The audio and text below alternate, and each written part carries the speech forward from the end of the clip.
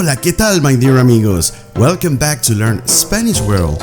My name is Mr. Briggs. I'm a qualified Spanish teacher. I upload videos every week. So if this is your first time watching one of my videos, I extend you a warm invitation to subscribe. Click the red button, subscribe, and also click the bell. In that way you will be alerted every time I upload a video. Very good. Are we ready for today's topic? Excelente.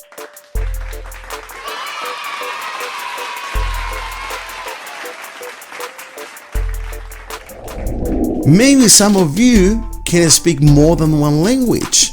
Maybe some of you live in houses, in homes where one of your parents speaks another language besides the one spoken where you live. Raising bilingual children is becoming a very common topic because as the world grows, the world becomes a global village. So nowadays it's more common than ever than people travel to other countries, people meet people from other cultures and they intermarriage.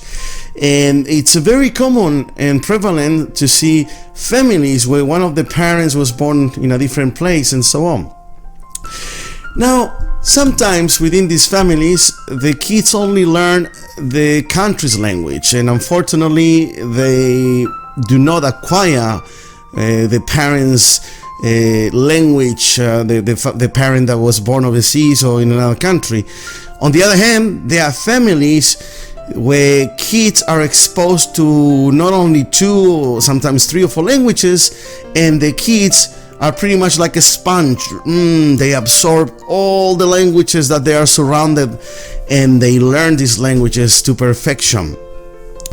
Now, raising bilingual children can be a very rewarding experience, and at the same time it can be very challenging. I knew someone who had a very good position of responsibility, and this person was fluent and spoke pretty much like a native speaker, not only in English but also in Spanish, in Portuguese, in French, because this person, when he was a child, was exposed to all these languages, and he was able to assimilate and to acquire these languages really well. And he was telling me once he went to New York, and he's actually on a boat taking pictures of the Statue of Liberty, and in one corner of the boat there was these people speaking Spanish, and he was able to hear everything and understand everything they were saying. The other corner of the boat there was these people speaking in English. Once again, he was able to fully understand what they were saying. At the back there was a couple talking in Italian, and at the same time as these other people, he was also able to understand them. And there was also a couple speaking Portuguese. And he said to me, that was the day I fully understood how important it was for me and the beautiful gift my parents gave me to expose me to all these languages, because I felt so enriched and so happy to be able to fully understand everything all these people were saying without any problems. Now, a lot of people have a preconceived idea that if you are born, let's say, in the United States or in France, the child should only learn the local language, because otherwise this is gonna delay their learning and it's gonna cause a lot of issues. Well, research shows that bilingualism, or learning another language other than the local one, doesn't cause any deficits. It doesn't cause any issues, no problems at all, as some people may think. And there's no indication that it causes a learning delay either. On the contrary, it helps you do better even in your local language, because it helps you to fully understand how grammar works in different languages, and it gives you the advantage. So how do we go about raising bilingual children? What do you do? Let's say that you have a baby, and your baby was just born, or maybe you have a young child who only speaks one language. If you speak another language other than English, or your local language, or your husband or somebody in the family or someone in the family speaks another language, you have an advantage. You have to start, number one, as early as possible. start right away. Do everything you can to expose the child to the second language. A baby can become a native of not only one language, but of 2 or more languages, provided that the child is exposed to it just as much as the local language. So don't wait until the child is 5 or 10 years old or 12. The best time to start is right now. As soon as the child is born, there is a window of opportunity that goes from the first few hours when the child is born up to 11 or 12 years of age. If a child is exposed to another language during this window of opportunity, that child will learn the language perfect, just like a native speaker. Have you ever wondered why some people have accents? Like myself, I have an accent when I speak in Spanish, in English, and that's because I was exposed to English at a later time in life. I had already gone past that window of opportunity. Had I been exposed to English when I was 5, 6, 2 weeks old and so on a regular basis and in a consistent manner, I wouldn't have an accent. So if you have a child, if you have a young baby, start immediately and ignore the naysayers that tell you, no, it's too hard, it's better for them just to learn this language and so on. Because learning another language is an advantage. It will open a lot of opportunities for your child in the future. I got a friend who's got a daughter who is around the age of 25, 26, and to this day she's still is very upset at the fact that her father never taught her the original language that he spoke, which was Portuguese. She only speaks English, and she feels so frustrated because she knows a lot of other children, well, they're not children anymore, but they were at one stage, whose parents did talk to them in Portuguese, and now they're fluent, completely fluent in both languages. So they're able to speak English, Portuguese without any accent. And in the same manner with the gentleman that I told you about at the start of the video, the one that speaks Spanish, English, Italian, Portuguese, and French, he speaks those languages like a native. And that is an advantage of many other people who pretty much are only monolingual. Now, how do you go about teaching a child a second language? As we said before, you start early and you have to make it fun. You can't sit down with a baby, with a toddler, and start discussing, advanced grammar, because obviously it will be just a waste of time.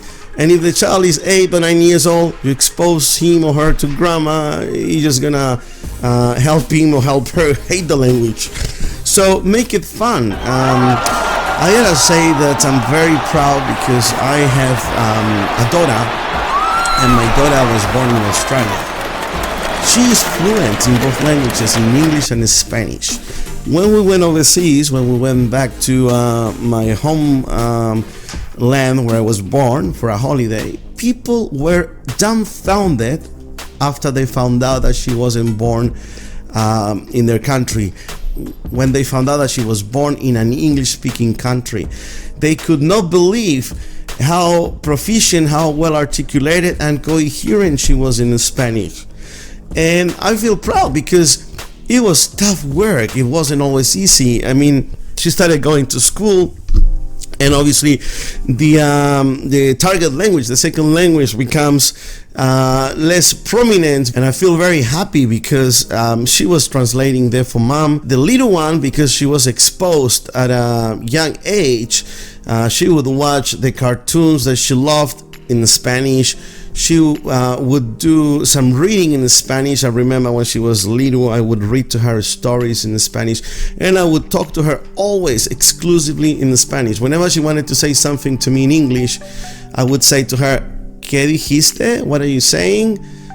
Dímelo en español. So now every time we talk in Spanish. So her mom obviously talks to her in English, and I talk to her in Spanish. So that's one of the things that parents can do. If one of you speaks English, obviously you can continually talk to your child in English, and if one of you speaks another language, make it a goal and talk to each other, come to an agreement and define how you're going to do it. It's not as hard as it seems, but if your husband or you or the wife speaks another language, you should be talking to her in that target language, because your child will become bilingual and will be just as proficient in the other language as in English. There's a lot of resources to help kids with languages. Now you got YouTube. You can show them programs in the target language. You can make them watch their favorite movies, and instead of just watching a movie, wasting some time, they're having a good time, but at the same time they are learning. But the important thing is to be consistent. I know a lot of parents who they speak different languages at home, but the child becomes monolingual because they simply talk to this child in the local language, and that is such so sad, because that child could have the best of both worlds. That child could be able to learn those two languages to perfection. And as I said, research shows that learning a second language or a third language is beneficial. It doesn't cause any delays. It doesn't have any negative repercussions in your child's learning. On the contrary, it allows your child to excel in a school, because it's learning a foreign language. It's pretty much like exercising your brain to the fullest. It also delays dementia. People that speak more than one language delay dementia by 10 years in comparison to people who are all monolingual. And think about having the best of both worlds, having a richer life, two cultures, two languages, all the people that you can get to know, all the different books that you can read, and so on. So if you have a baby, if you have a child in your family and you speak one language that is not just English, expose your child to that language as early as possible. Make it fun, make it relevant, stick to it, talk to that to your son, to your daughter in the target language as much as possible. Expose them to the sounds, to the different aspects of the language. And if you are consistent, if you talk to your child in the target language, you will have given that child a huge gift, the gift of having a broader world with a richer life and the opportunity of getting to know not just one culture, not just one language, but two or more languages. By the way, my amigos, check my playlist. I have many other videos that cover grammar, Spanish pronunciation, and many other areas that you may enjoy watching and listening to. So before you leave, click that red button that says subscribe and the little bell next to it. In that way, you will be notified next time I upload a video. It's been un placer. It's been un placer means it's been a pleasure. So I hope I see you next week. Take care and don't forget to check my other videos. Hope you have a beautiful week. Adiós. Hasta pronto.